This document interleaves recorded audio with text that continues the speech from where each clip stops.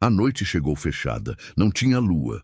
Ou se tinha, estava escondida atrás de uma camada de nuvem espessa que cobriu o céu do sertão baiano como cobertor pesado, sem deixar passar nem estrela. O tipo de noite que o interior conhece bem, escura de verdade, sem a claridade artificial das cidades, sem poste suficiente, sem o brilho distante de nenhum vizinho próximo. Uma escuridão que tem volume, que ocupa espaço, que faz a gente entender por que os mais velhos tinham medo do que vivia nela. Benedito não dormiu, não por agitação. Era um homem que havia aprendido a dominar o próprio nervoso ao longo de décadas de lida, que havia sentado ao lado de boi doente na madrugada sem perder a cabeça, que havia esperado chuva por meses sem quebrar. Mas havia uma diferença entre esperar coisa da natureza e esperar coisa de homem. A natureza não tem intenção. Homem tem. Ele ficou sentado na cadeira da varanda com o apagador de lampião no colo, não aceso, para não fazer alvo, ouvindo a fazenda respirar na escuridão. O gado quieto no pasto, o ruão no curral, que às vezes bufava baixinho quando sentia algum movimento que ele não via.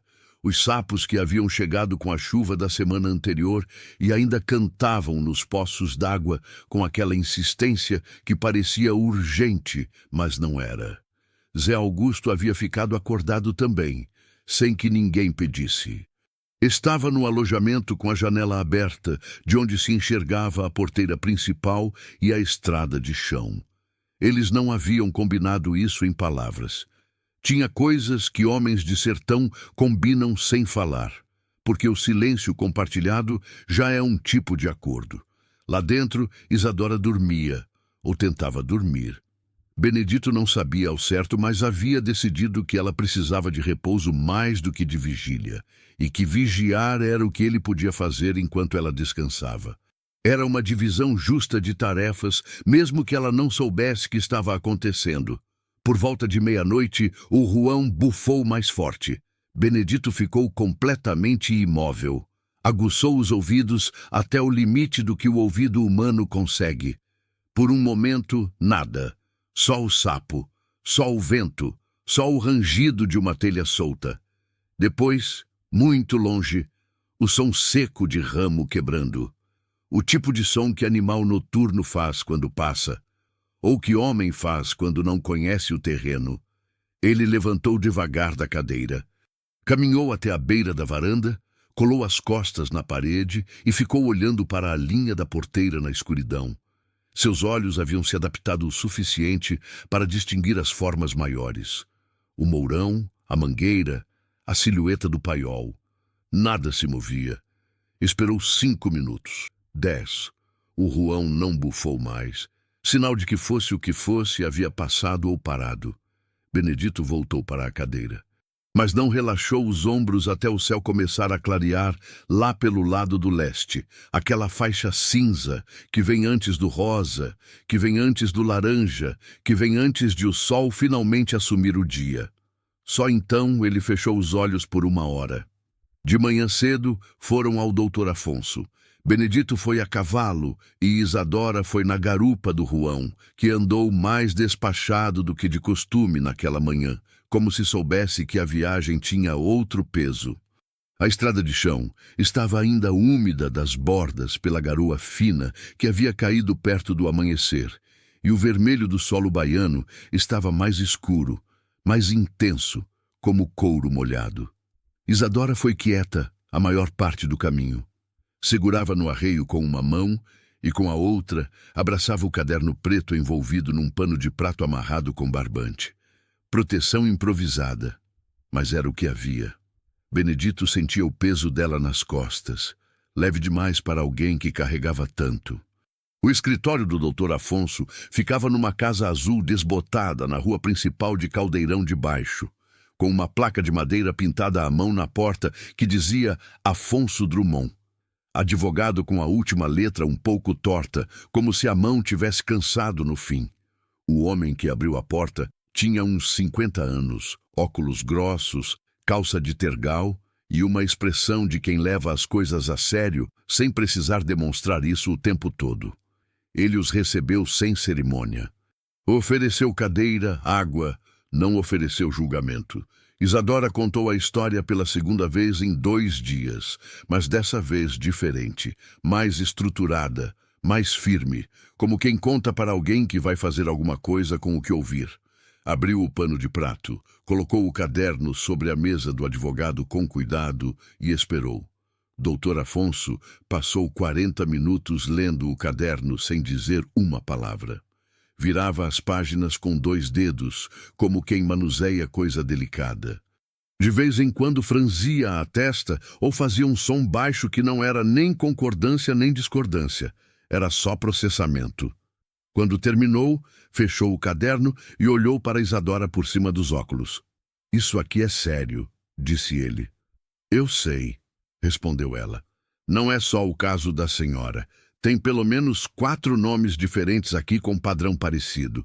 Se a gente conseguir localizar essas mulheres e pelo menos 2 delas quiserem falar, vai ser difícil", disse Isadora. "Elas têm medo." Medo é compreensível", disse o doutor Afonso, com a calma de quem não subestima o medo, mas também não se curva a ele. "Mas medo e silêncio não são a mesma coisa obrigatoriamente." Ele fechou as mãos em cima da mesa. "Tem também a questão do irmão. Esse Ronaldo andando por aqui fazendo pressão sobre testemunha potencial já é assunto para a autoridade." "Ele não fez nada explícito", disse Benedito. "Ameaça velada ainda é ameaça", respondeu o advogado, "principalmente quando documentada." Ele olhou para Benedito. "O senhor tem como escrever com detalhes o que ele disse ontem? Hora, local, as palavras exatas que usou?" "Tenho boa memória." "Então escreve hoje ainda. Assina. Serve como registro." Ficaram ali por mais 1 hora. O doutor Afonso anotou tudo em folhas de papel ao maço com uma caligrafia pequena e regular que parecia feita por máquina. Explicou os caminhos possíveis: a queixa criminal pela violência, a ação trabalhista pelo salário não pago, a possibilidade de acionar o Ministério do Trabalho com base no caderno. Não prometeu resultado rápido, porque seria mentira. Prometeu que ia olhar com seriedade, e isso parecia verdadeiro o suficiente. Na saída, quando estavam na porta, Isadora virou para o advogado. "E o caderno?" ela perguntou. "Eles podem dizer que eu roubei." Doutor Afonso a olhou com aquela expressão de quem já ouviu essa pergunta antes e tem a resposta guardada há tempo. "Documento que comprova crime praticado contra quem o detém não é furto", disse ele. "É prova." Uma pausa. "Mas fica aqui comigo, guardado a 7 chaves. A partir de agora, ele é meu problema, não seu." Isadora ficou olhando para ele por um momento. Depois assentiu, devagar, com o tipo de aceno que não é só concordância. É entrega. O gesto de quem decidiu confiar e está registrando esse momento internamente para não esquecer que foi uma escolha. A volta foi mais silenciosa que a ida. O sol havia subido e o calor do sertão estava em plena força. Aquele calor seco e sem piedade que não sufoca como o calor úmido do litoral, mas que resseca, que aperta a pele, que faz a paisagem tremeluzir na linha do horizonte como se o ar estivesse dançando. Benedito guiou o João pelo acostamento da estrada, onde havia mais sombra de Jurema e de Angico, e o cavalo foi agradecendo com o passo mais tranquilo. A certa altura, Isadora falou: "O senhor não precisava vir junto." "Eu sei", disse Benedito. "Podia ter me deixado ir sozinha." "Podia." Ela ficou quieta por um momento, sentindo o balanço do cavalo, o vento quente no rosto. "Por que foi, então?" Benedito levou um tempo para responder. Não porque não sabia, mas porque queria dizer do jeito certo, sem colocar mais peso do que a resposta tinha, sem tirar o que ela merecia ter. "Porque quando a gente vê uma injustiça acontecendo", disse ele por fim, olhando a estrada à frente, "tem 2 opções. Desvia o olho e segue em frente, que é o que a maioria faz, e ninguém pode culpar muito porque a vida é difícil e o problema dos outros pesa, ou fica. Uma pausa. O João pisou num cascalho e se ajeitou sem parar. Eu já desviei o olho de coisa que não devia na vida. Não gosto do gosto que fica. Isadora não respondeu imediatamente. Quando respondeu, a voz estava diferente. Não emocionada, mas compactada, como quem está segurando muita coisa num volume pequeno. Minha mãe dizia, ela disse, que as pessoas boas são raras, não porque bondade é rara, mas porque custa, e a maioria não quer pagar o preço. Sua mãe era sábia. Era. Uma pausa mais longa. Ah, eu devia ter ido para São Paulo com ela quando ela foi. Fiquei com teimosia de achar que ia dar conta sozinha. Deu, disse Benedito. Quase não deu. Quase não é o mesmo que não. Ele virou levemente a cabeça para o lado, não o suficiente para olhar para ela de verdade, mas o suficiente para que ela soubesse que estava falando para ela e não para a estrada. Você chegou onde precisava chegar, pelo seu próprio caminho. O silêncio que veio depois desse era o tipo que não pede preenchimento. Eles o deixaram existir, os dois, enquanto o João levava de volta para casa. Ronaldo voltou 3 dias depois, mas dessa vez não foi sozinho e não foi de carro. Foi à delegacia de Macaúbas, a cidade do município, e registrou queixa de furto contra Isadora, pedindo que ela fosse localizada e o bem subtraído fosse devolvido. Era o movimento que Benedito havia imaginado que aconteceria, e havia imaginado certo. O que Ronaldo não havia imaginado era que o doutor Afonso estaria esperando. O advogado havia se movido rápido, mais rápido do que Benedito havia esperado, porque havia algo no caso que claramente havia acendido nele uma chama que não era só profissional. Ele havia entrado em contato com a Delegacia Regional do Trabalho em Feira de Santana, ainda no dia da visita deles. Havia enviado cópia do caderno digitalizada, com scanner de farmácia, o único disponível no vilarejo, e havia redigido um documento detalhado sobre a situação, incluindo o relato escrito de Benedito sobre a visita de Ronaldo à fazenda. Quando a queixa de Ronaldo chegou à delegacia de Macaúbas, ela encontrou já registrado um contraaviso do Dr. Afonso sobre intimidação de testemunha, com o pedido para que qualquer contato do Monteiro com Isadora ou com pessoas ligadas a ela fosse documentado e tratado como potencial crime de ameaça. O delegado de Macaúbas, um homem prático chamado Hilário, que conhecia o Dr. Afonso há 20 anos e respeitava o trabalho dele, fez o que homem prático faz quando encontra 2 queixas opostas e uma delas tem muito mais papel do que a outra. Tratou as 2 com igual atenção formal e pediu esclarecimentos a ambas as partes antes de agir. Isso levou tempo. E tempo, naquele momento, era do lado de Isadora. Na semana que seguiu, 2 coisas aconteceram quase ao mesmo tempo. A primeira, o doutor Afonso localizou uma das mulheres do caderno. Chamava-se Cirleide. Havia trabalhado na fazenda Serra do Veado 2 anos antes de Isadora e morava agora em Montes Claros, onde havia conseguido emprego de cozinheira num colégio. O advogado entrou em contato, explicou o que tinha, explicou o que precisava. Cirleide ficou quieta no telefone por um tempo longo. Então, disse que ia pensar. Pensou por 2 dias. Depois ligou de volta e disse que ia falar. A segunda coisa. A Delegacia Regional do Trabalho de Feira de Santana abriu investigação formal sobre as práticas trabalhistas da fazenda Serra do Veado, com base no caderno e nos depoimentos preliminares. Gervásio Monteiro foi notificado. Ronaldo, que havia entendido o recado, não voltou a Caldeirão de Baixo. Não havia resolução ainda. Processos levam tempo. A lei tem o passo que tem. E Benedito sabia melhor do que ninguém que justiça no interior do Brasil às vezes chega de lado e com demora. Mas havia movimento e havia registro.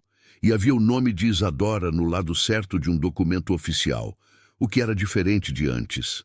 Numa tarde de domingo, 2 semanas depois da visita ao advogado, Benedito estava no pomar consertando o suporte de um pé de manga que havia torcido com o vento quando ouviu os passos de Isadora na grama. Ela vinha com 2 copos de limonada, tinha descoberto o pé de limão no fundo da horta e havia feito aquilo com uma naturalidade que parecia não perceber que havia feito, como se sempre tivesse feito limonada naquele pomar. Ela entregou um copo para ele sem cerimônia. Ele aceitou da mesma forma. Ficaram parados sob a mangueira, bebendo a limonada levemente doce demais. Ela tinha colocado açúcar com generosidade, olhando o pomar que se estendia em 2 fileiras de árvores antigas, com manga, cajá e um pé de goiaba que produzia o ano inteiro sem pedir nada em troca. O doutor Afonso ligou cedo, disse ela. Eu sei, ele me ligou também. Disse que a investigação deve demorar meses. Disse o mesmo para mim. Ela tomou um gole da limonada.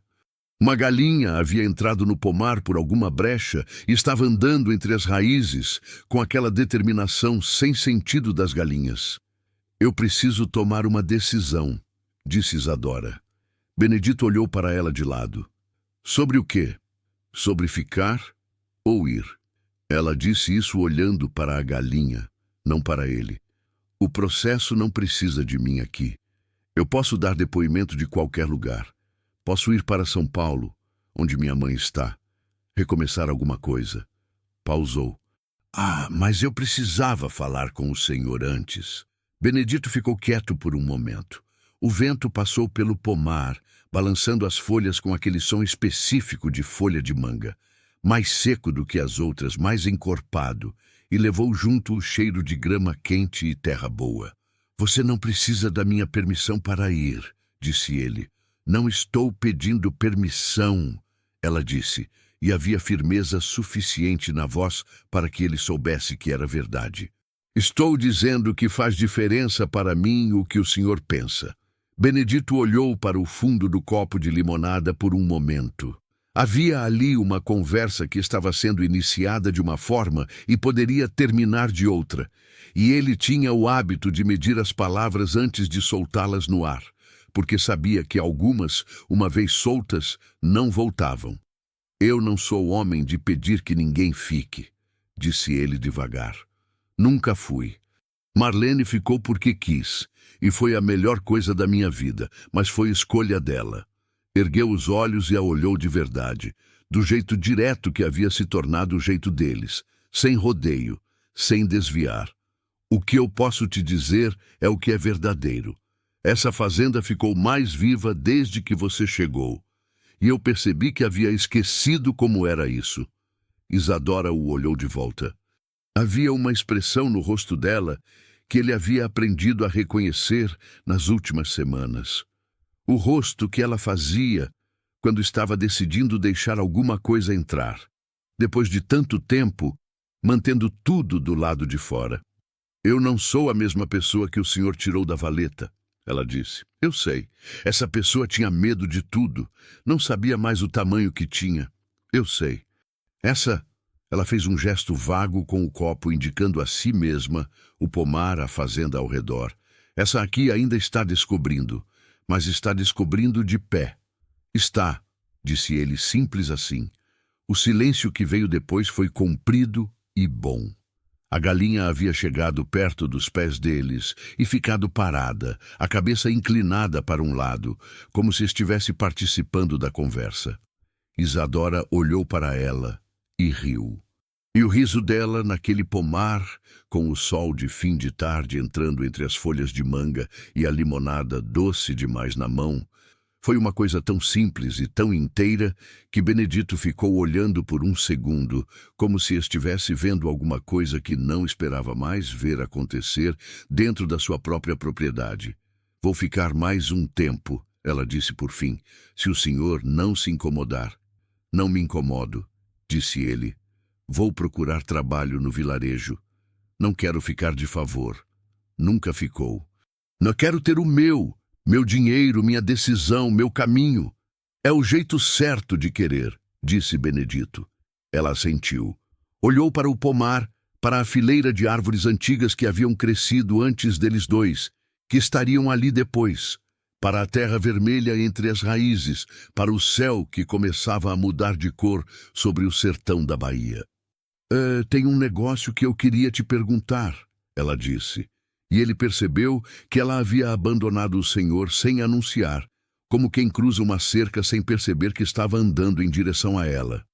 Pergunta. A horta. Ela virou para ele com uma seriedade que tinha um brilho discreto nas bordas. Posso fazer umas mudanças? Tem espaço para o dobro do que está plantado, e eu tenho ideia de como aproveitar melhor a sombra da parede do fundo para plantar o que não aguenta o sol direto. Benedito olhou para ela por um momento. Depois, pela primeira vez em muito tempo, sorriu de verdade. Do tipo que ocupa o rosto inteiro, que não pede licença, que acontece antes que a pessoa decida. A horta é sua, disse ele. Os meses que seguiram foram do tipo que não fazem barulho, mas que mudam tudo. O processo correu, com lentidão, com recuos, com aquela burocracia que parece projetada para cansar quem não tem fôlego longo. Mas correu, Sirleide depôs. Uma terceira mulher foi localizada e também quis falar. O caderno foi aceito como prova documental pelo juiz da comarca, depois de uma batalha pequena que o doutor Afonso venceu com a paciência de quem conhece o terreno melhor do que o adversário. Gervásio Monteiro foi condenado a pagar os salários em atraso de 3 trabalhadoras, com multa. A condenação criminal ainda estava em recurso. Essas levam mais tempo, porque os recursos são infinitos quando tem dinheiro para pagar advogado. Mas estava em movimento, e movimento era o que importava. Ronaldo não apareceu mais. Isadora conseguiu trabalho no posto de saúde do vilarejo. Serviços gerais, 2 dias por semana, o suficiente para ter o seu. Nos outros dias, estava na fazenda, na horta que havia crescido. Na cozinha que foi virando o centro da casa, de um jeito que Benedito não saberia explicar bem, mas que reconhecia como algo que havia faltado por 4 anos. Certa noite de março, quase 6 meses depois da manhã em que o João havia parado na beira da estrada e bufado para o que estava na valeta, Benedito e Isadora estavam sentados na varanda depois do jantar. O céu estava aberto, sem nuvem, e as estrelas do sertão baiano faziam o que as estrelas do interior sempre fazem quando não há luz artificial competindo. Cobrem tudo, do horizonte ao horizonte, com uma densidade que a cidade nunca vê e que às vezes faz as pessoas esquecerem que vivem num mundo pequeno. Me conta uma coisa, disse Isadora, olhando para o céu. O quê? Como você sabia que não estava arriscando demais? Quando me trouxe para cá. Quando ficou do meu lado com o Ronaldo. Quando foi com o advogado. Ela virou o rosto para ele. Como sabia que estava fazendo certo? Benedito ficou olhando as estrelas por um momento. Não sabia, disse. Ela esperou. Mas tem coisa, ele continuou, que você não faz porque tem certeza que vai dar certo. Faz porque é o que você consegue olhar no espelho depois. Pausou. Minha mulher me ensinou isso. Ela dizia que a consciência é o único juiz que não tem como subornar, que você pode enganar todo mundo, mas não engana ela. Isadora ficou quieta por um tempo. Ela era sábia também, sua Marlene. Era, disse ele. E dessa vez, a palavra não tinha mais aquela dor seca de antes. Tinha saudade, que é diferente. Saudade que reconhece o que foi bom, em vez de só lamentar o que foi perdido. Muito tempo depois, quando alguém do vilarejo perguntava como havia começado tudo, como Benedito Lacerda, o fazendeiro quieto da Boa Esperança, havia se transformado num homem diferente do que era, e como Isadora havia chegado e ficado e construído o que construiu. Ninguém conseguia explicar direito, porque as histórias que mudam a vida raramente têm começo dramático o suficiente para caber numa frase. Começa com um cavalo que para, com um barulho diferente no meio do silêncio. Com um homem que desce, ajoelha no barro e decide que vai fazer alguma coisa. O terreiro da fazenda Boa Esperança continuou igual. A mangueira, o paiol, a porteira de madeira que rangia quando abria. O João continuou andando devagar pelas manhãs. Agora às vezes com 2 celas, porque Isadora havia aprendido a montar com a paciência de quem aprende coisa nova, com vontade de aprender. A horta cresceu o dobro do que era. E naquele pedaço de sertão baiano, esquecido pelo mapa, mas não pelo sol, entre a terra vermelha e o céu enorme, 2 pessoas que haviam perdido coisas diferentes e carregado o peso disso de formas diferentes, haviam descoberto o que às vezes só o interior ensina, que recomeço não tem endereço fixo, não tem hora marcada, não avisa antes de chegar. Aparece na beira de uma estrada de chão, na bufada de um cavalo velho que para porque sentiu algo que o dono ainda não viu. No gesto simples de um homem que desce, ajoelha e escolhe não passar. E às vezes isso é suficiente para mudar tudo.